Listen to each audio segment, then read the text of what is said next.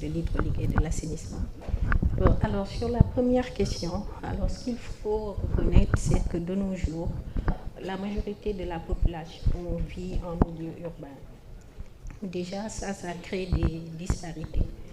Et une analyse également a été révélée sur le fait que 75,4% des pauvres vivent en milieu rural contre 25,4% des riches en milieu urbain. Alors ça veut dire que déjà, dans la configuration actuelle de notre pays, il y a des disparités.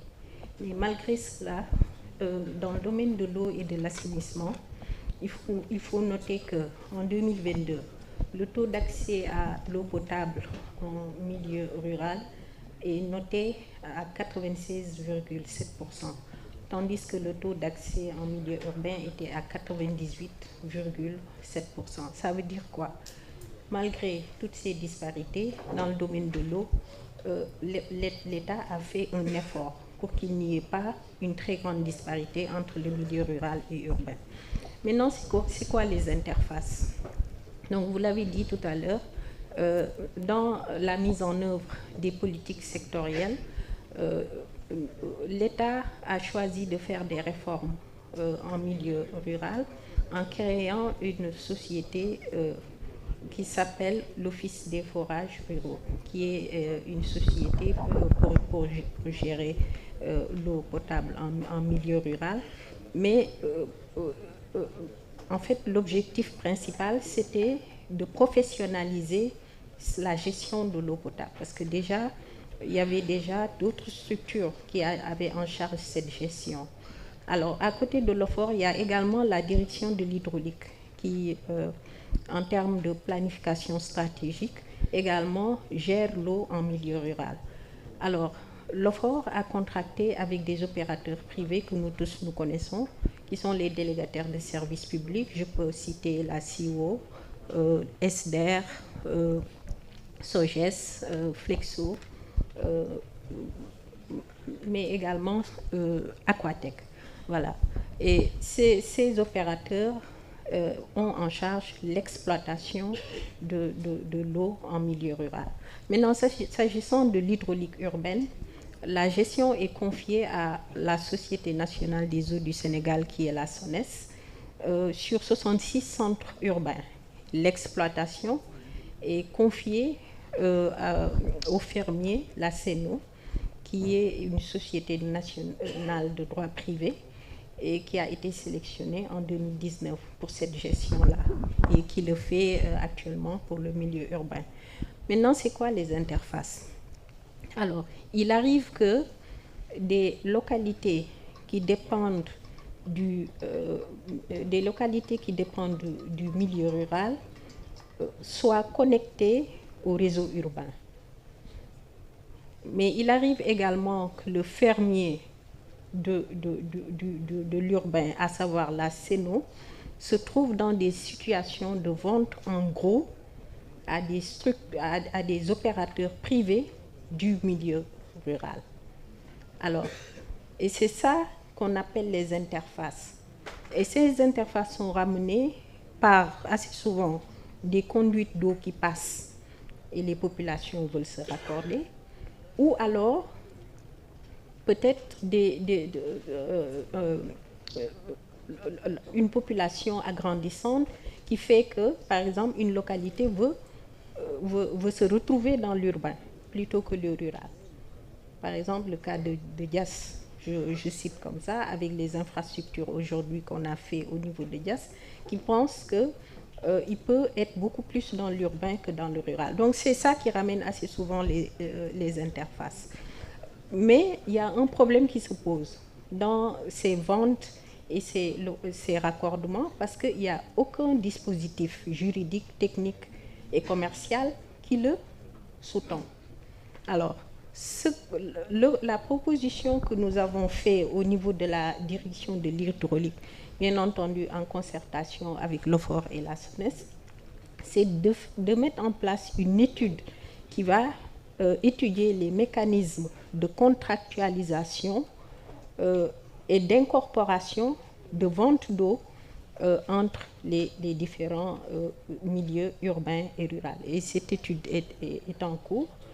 Son but, c'est d'analyser d'abord ces interfaces, les caractériser, quelles sont réellement ces interfaces, mais également proposer des mécanismes pour que ça soit bien géré, voire même aller dans la signature de conventions entre les structures du rural et de l'urbain.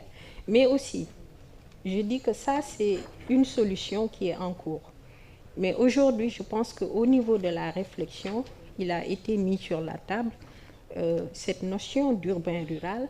Est-ce que c'est toujours pertinent de le retenir, oui ou pas? Et je pense que ça, le public est beaucoup plus approprié pour donner ses réflexions sur ça. Voilà, donc je vous remercie, Monsieur le Président, pour la première question. Vous n'avez pas en fait parlé quand même de la deuxième préoccupation qui tourne en fait, oui, la gestion des pertes, voilà, et l'efficience des rendements. Très bien.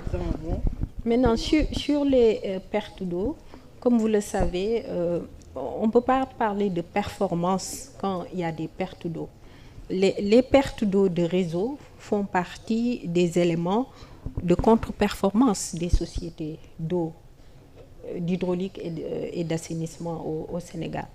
Alors, pour revenir un peu, c'est quoi le rendement du réseau? Le rendement, c'est le rapport entre les volumes qui sont injectés et les volumes qu'on relève à la sortie. Alors, ce rapport-là, ce ratio doit être autour de 100. Plus il est près de 100, ça veut dire que le réseau est sain. Il n'y a pas de problème de fuite. Mais plus ce ratio s'éloigne de 100, nous avons des problèmes, ça veut dire que le réseau a un problème. Et aujourd'hui, au niveau du milieu rural, on reconnaît quand même que le rendement du réseau tourne autour de 65%. C'est très problématique. Alors, il faut trouver des solutions à cela. Donc, je pense que la première, c'est d'abord de diagnostiquer les réseaux qui sont mis en place, mais aussi aller dans le sens des renouvellements des dispositifs qui sont mis en place et qui sont vétustes quelque part et qui posent problème.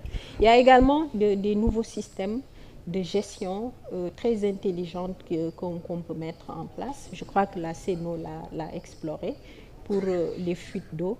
Et à ce niveau, je pense que aussi les autres opérateurs privés peuvent peut-être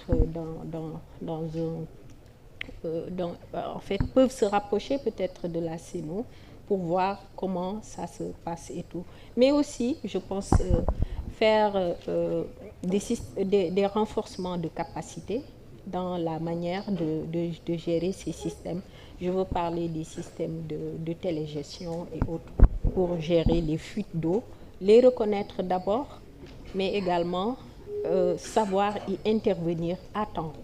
Parce que tout le problème également, c'est l'intervention, mais dans un temps très limité. Et ça fait partie même des indicateurs de performance. Voilà en quelque sorte, monsieur. Merci. Merci, madame. Donc, on va passer à notre deuxième panéliste, qui va donc être la SONES. Comme je vous disais tout à l'heure, donc, pour parler donc, de manière opérationnelle maintenant. Alors, pour ce qui est de la SONES, les questions, en fait, je dirais,